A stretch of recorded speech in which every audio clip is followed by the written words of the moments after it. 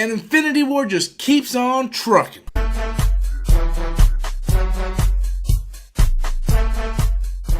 Hello everybody, I'm Robert Storms. Welcome back to the channel once again. If you're finding me for the very first time, be sure to click that subscribe button. Avengers Infinity War retained its #1 spot this past weekend in the box office, bringing in $112 million this past weekend and grossing over $1.1 billion worldwide. Now, Avengers Infinity War did suffer a 56% drop-off this coming weekend, but that is to be expected. When you have a movie that well exceeds opening weekend, usually you'll be looking at about 53 to 54% drop off for a film like that. Usually a movie always drops off over 50% on a second weekend. That is a normal thing. So 56% drop off isn't a big deal because it still brought in $112 million this past weekend. Plus, Avengers Infinity War still hasn't opened up in China yet, so there's still a lot of money for this movie to make. And that's what happens when you actually take time to develop your characters before putting them in this giant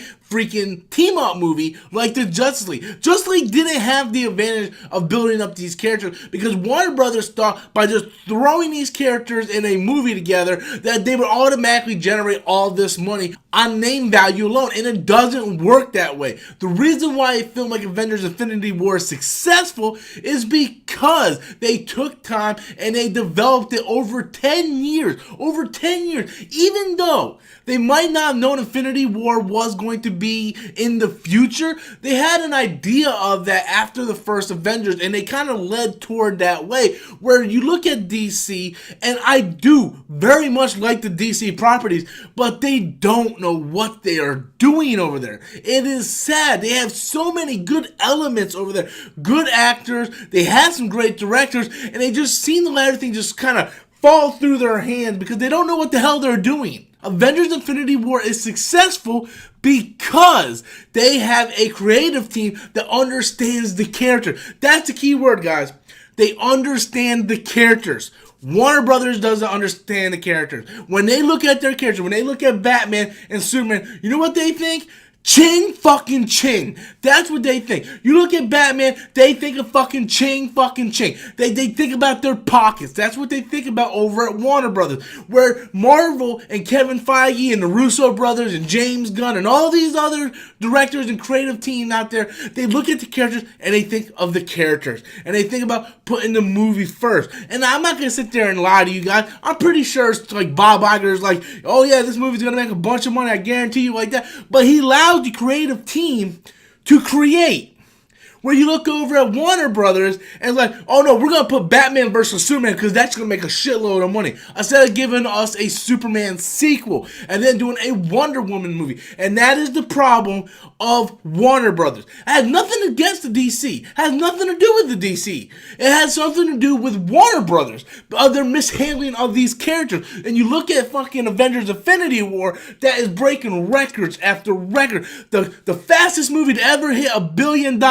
Is bringing in $112 million on its second weekend. Most movies don't even open half of that. Like, most movies don't even make $50 million opening weekend. And Avengers Infinity War on its second weekend, $112 million? Really?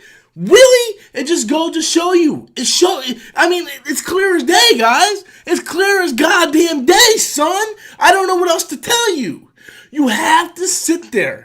And you have to take your time. And you have to understand these characters. You can't just have a corporate stooge that doesn't know anything about the characters just saying, we're going to do this, we're going to do this, we're going to do this. And hey, what the kids like nowadays? Oh yeah, all females. Yeah, let's go Gotham. You can't do that. You have to put the characters first. And that's why Avengers Infinity War is successful. And if you guys have a problem with that, I'm sorry. I'm just telling you the truth. That is what it is. The proof is right there in the box office alone. But I want to know what you guys think. What do you guys think about Avengers Infinity War being #1 yet again this week? What do you guys think about the 56% drop-off? Once again, I tell you guys, it's completely normal. Go look back at like Force Awakens and Last Jedi and Black Panther. A lot of those movies have big drop-offs the second week because they make so much on the first week. But I want to know what you guys think. What do you guys honestly think about the Marvel DC fiasco? Be sure to leave those comments in the comment box below. Hit that like, subscribe if you're not already a subscriber. Until next time, guys, as always, I'm Robert Storms, and that's my opinion.